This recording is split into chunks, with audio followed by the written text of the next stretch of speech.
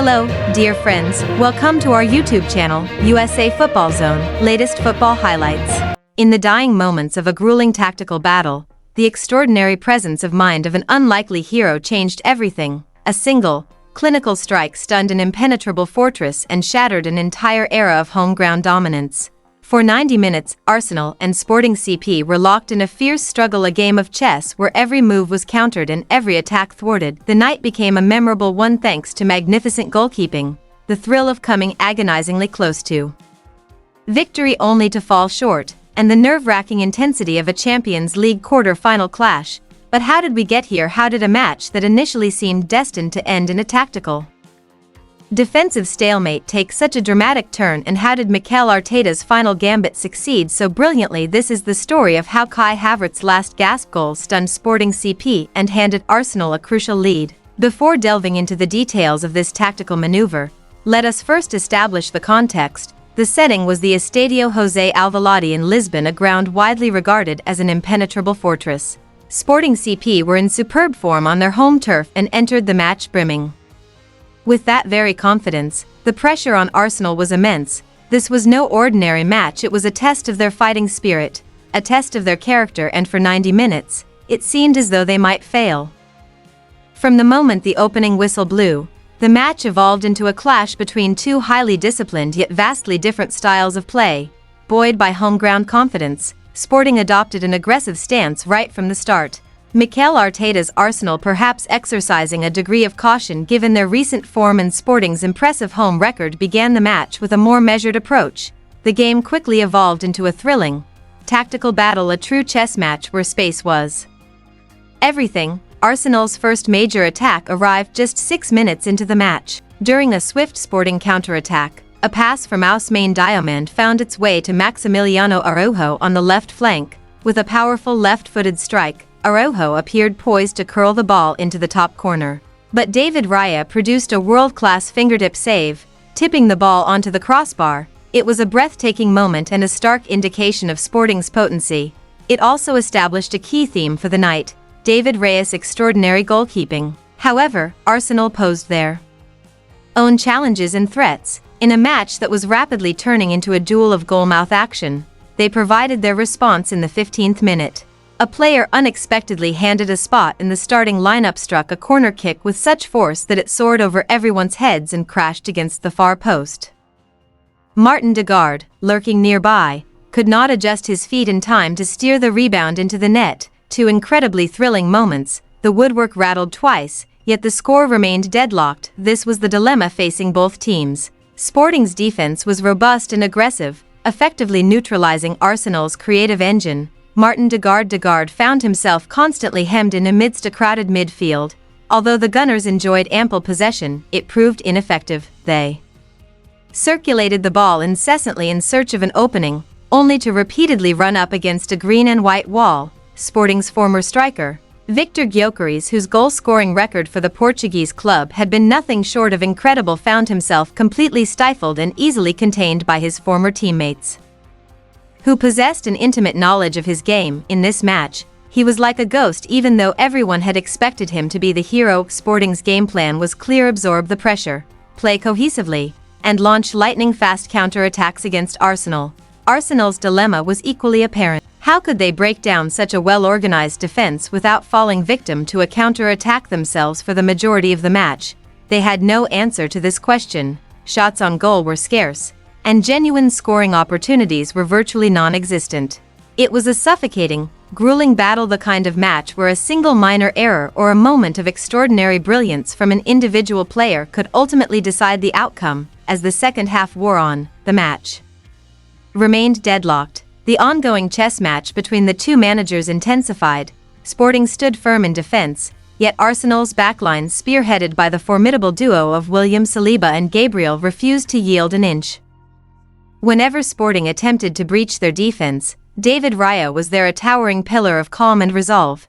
As the clock ticked down and his master plan failed to materialize, Mikel Arteta realized he needed to make some changes, and thus, the wave of substitutions began.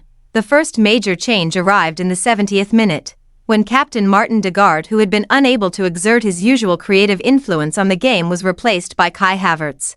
The objective behind this move was to introduce a different tactical approach to the attack, bringing in a more direct and physically imposing player to operate in and around the penalty area. But the most pivotal tactical maneuver, the one that truly turned the tide of the match, occurred just 6 minutes later. When two players were substituted simultaneously, it was the substitutions that determined the outcome of the match. Leandro Trossard and another starting winger, neither of whom had been able to breach Sporting's defense, were replaced by fresh players. Stepping onto the pitch as their substitutes were Gabriel Martinelli and, in a truly historic moment, 16-year-old academy star Max Daumann.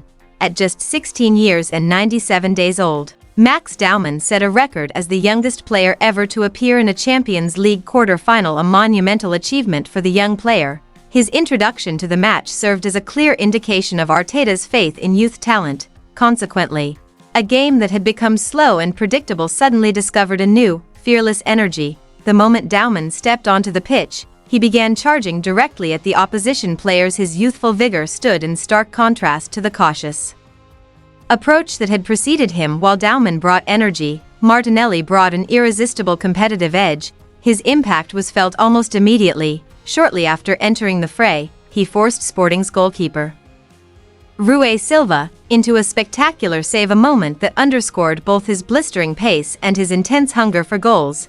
His presence added a new dimension to Arsenal's attack, introducing a player willing to take risks and make runs behind the opposition's defensive line, tearing them apart throughout the remainder of the match in a manner previously unseen. However, as Arsenal pushed further forward, gaps began to appear in their defense. In the 83rd minute, the tension suddenly reached a fever pitch. A cross from Sporting found its way to Gini Cardomo. Just as his superb header was arrowing toward the net, David Raya once again conjured his magic. Leaping through the air, he executed a magnificent one-handed save, a stop that not only denied the goal but also kept Arsenal's hopes alive.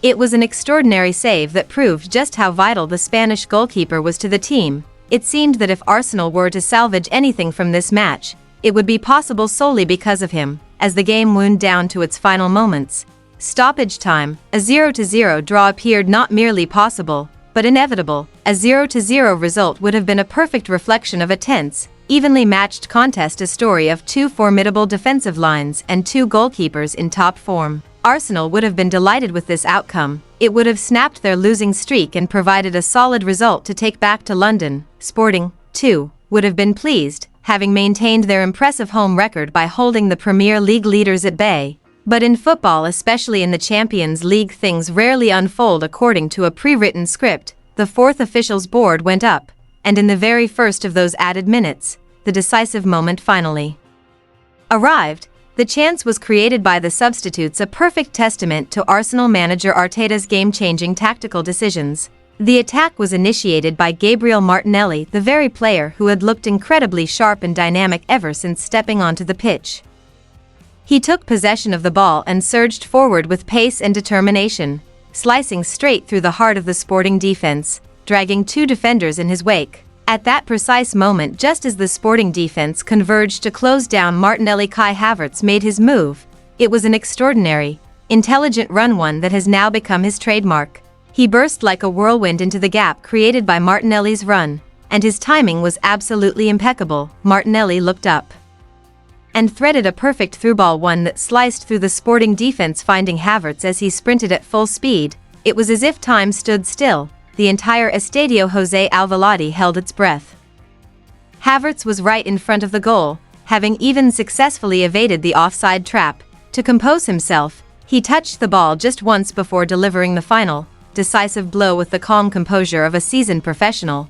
It was not a powerful shot, rather, it was a quiet, low strike that eluded Rui Silva's desperate lunge and nestled into the bottom corner of the net. The net rippled. The entire stadium fell silent. The massive arena, moments earlier roaring with noise, was suddenly stunned into silence by a single, powerful, and precise shot. Standing on the touchline, Mikel Arteta punched the air in jubilation. The outcome of his tactical maneuver was nothing short of dramatic. The Arsenal players swarmed around Havertz, the hero of the moment. It was an extraordinary goal, from Martinelli's direct run to Havertz's intelligent movement and his cool, precise finish. Every element was magnificent. It was the solution to the puzzle that had baffled Arsenal for the entire 90 minutes, and just like that, a night that seemed destined to end in a draw transformed into a stunning and unexpected victory for Arsenal. They had achieved something no team had managed to do for a long time: defeat Sporting CP on their own home turf.